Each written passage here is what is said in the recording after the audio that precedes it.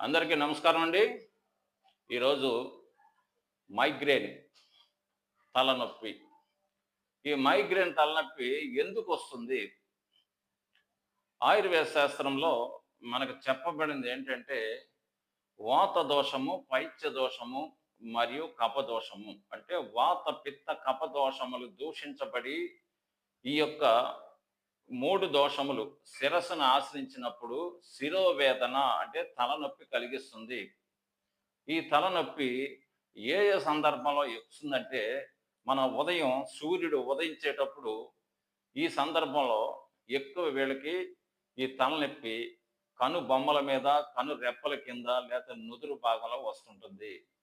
ఈ యొక్క మైగ్రేన్‌ని ఆయుర్వేదంలో సూర్యావర్తము, సూర్యుడు ఉదయించేటప్పుడు వచ్చే నొప్పి కాబట్టి దీనికి సూర్యావర్తం అని ఆయుర్వేద శాస్త్రజ్ఞులు పేరు పెట్టారు. ఉదాహరణకి ఈ మైగ్రేన్‌ని ఎలా కంట్రోల్ చేసుకోవాలి? దీనికి మెయిన్ కొన్ని జాగ్రత్తలు తీసుకోవాలి.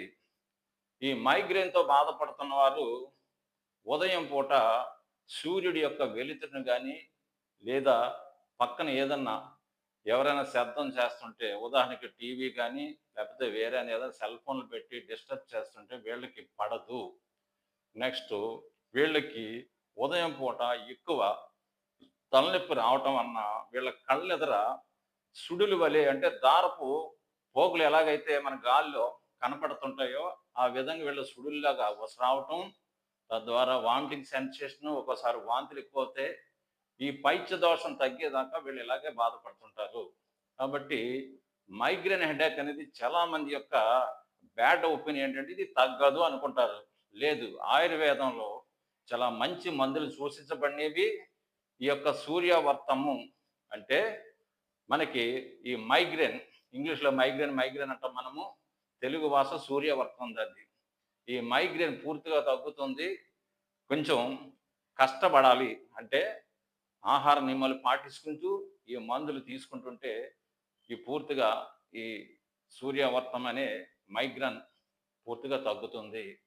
మెయిన్ ఏంటంటే మనకి ఈ మైగ్రేన్ వచ్చిన వాళ్ళు కూడా ఎక్కువ మంది నిద్ర లేకపోవటం, తలనొప్పి, మానసిక ఆందోళన అనేక కారణాల వలన వీళ్ళు మెంటల్‌గా సిక్ అవుతారు. తద్వారా హెయిర్ ఫాలింగ్ కూడా వస్తుంది వీళ్ళకి. ఈ హెయిర్ ఫాలింగ్ వలన ఏంటంటే వాళ్ళ యొక్క ఫేస్‌లో కళ కూడా మారుతుంది. అంటే తద్వారా ఏంటంటే టోటల్లీ బాడీ కూడా సింక్ అవుతుంది. సో, వీళ్ళు ఏది తినటానికి కూడా భయపడతారు. మైగ్రేన్ హెడేక్ ఉన్నవాళ్ళు మెయిన్ తినకున్న ఆహారం ఏంటంటే వాతాహారం.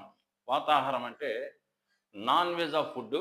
నెక్స్టు ఈ యొక్క కఫవృద్ధి కలిగించే ఐస్ క్రీమ్సు, పాలు, పాల పదార్థాలు, స్వీట్లు, చక్కెర, వెన్నె, నెయ్యి వస్తువులు.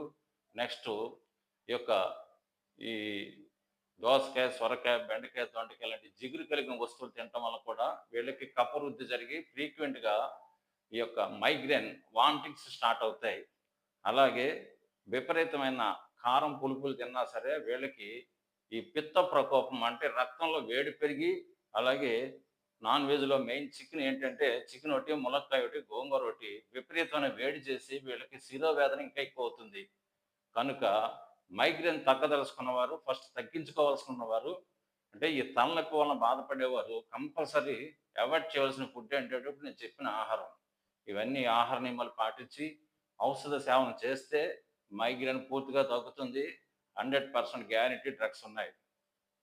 పై నంబర్‌లని మీరు సంప్రదించండి. మంచి చికిత్స చేయగలము. Thank you.